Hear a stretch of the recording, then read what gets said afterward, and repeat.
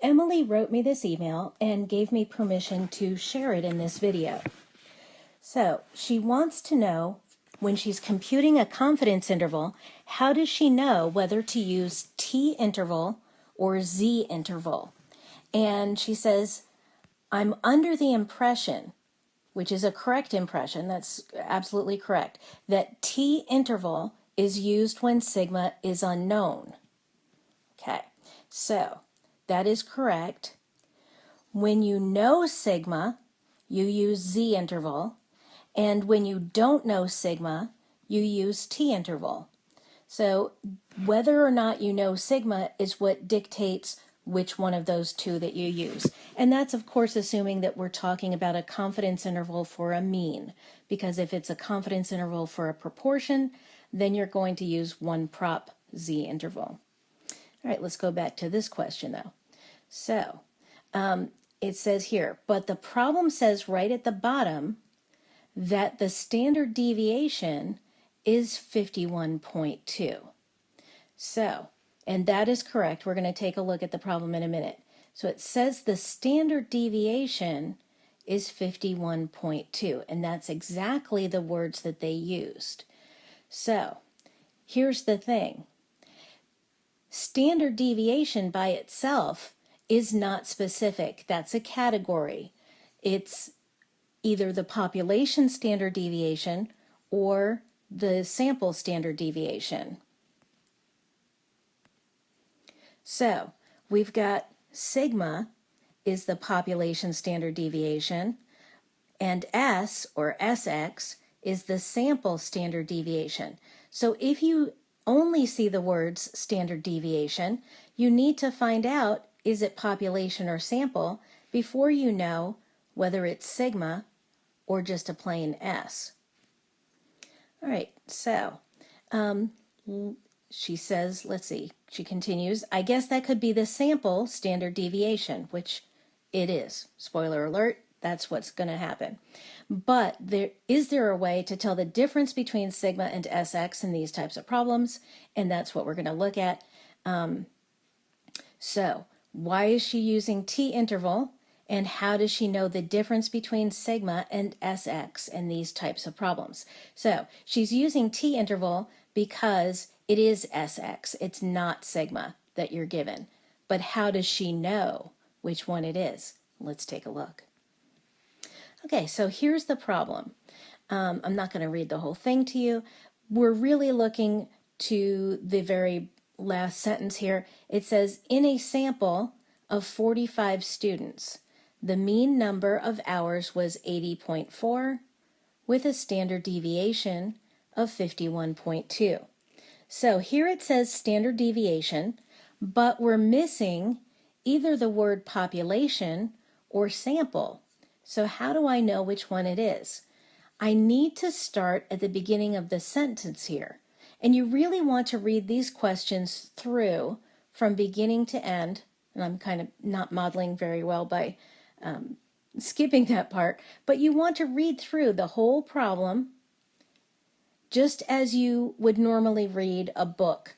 Because a lot of people, when they're working a math word problem, they want to just zoom in on the numbers. 45 students, mean is 80.4, standard deviation is 51.2, and your eyes automatically zoom to the numbers, you write down those numbers, and then you just figure, oh, okay, now I'll have to see how to manipulate these numbers. Here, that's a little different. You need to read these in context. So, how does this sentence start? In a sample of 45 students. So, what happened was they got a sample of 45 students, and for that sample, the mean was 80.4. So that's a sample mean. So the sample mean is 80.4, or X bar is 80.4. And they tell us with a standard deviation of 51.2.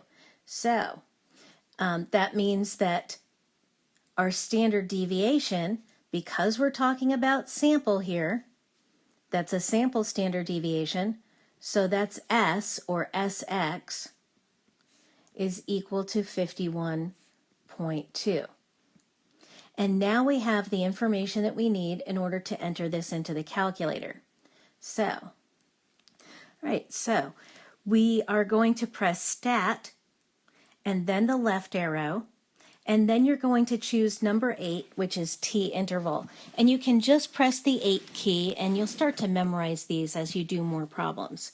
So, or you can scroll down either way.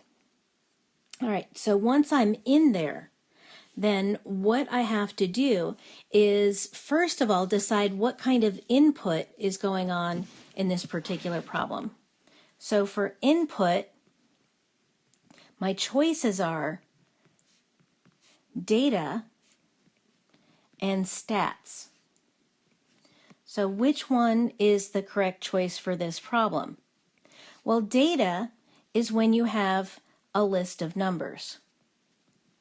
And stats is when they simply tell you x bar equals whatever number and sx equals some other kind of number.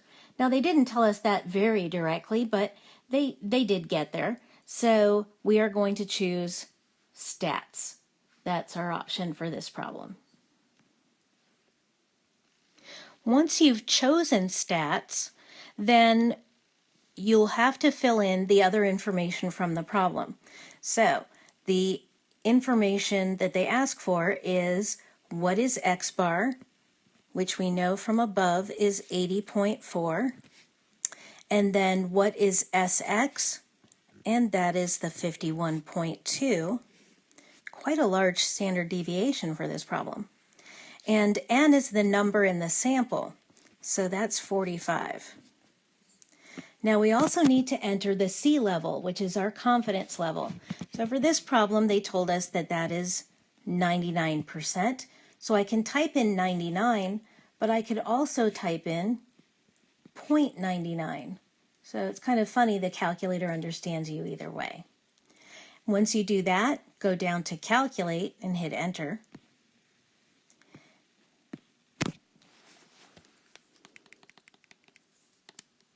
And then your calculator will give you your confidence interval. And that confidence interval is 59.851, comma, 100.95. And so we have our confidence interval for the problem. So our 99% confidence interval for the mean number of hours it takes for a student to meet the course objectives is just about 60 hours to about 101 hours. So we are 99% confident that the actual population mean falls somewhere within that range. All right. Now, in part 2, it asks, if a sample of 99 students had been studied, would you expect the interval to be wider or narrower than the interval constructed in part A?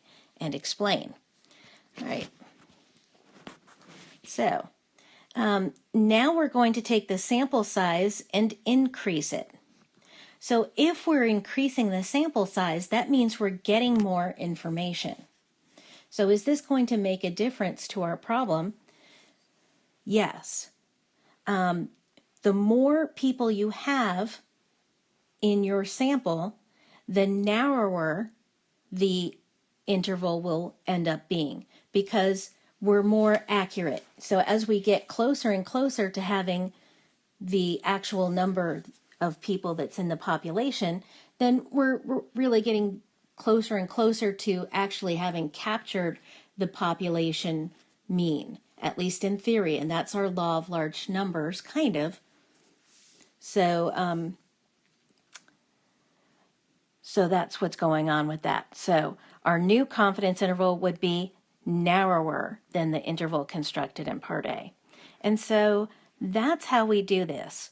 Now I'm going to make a second part to this video. I don't want it to be too long, so I'm going to cut this off. But I'm going to make a second part which goes a little bit further in depth as to how do I know whether it's Z interval or T interval.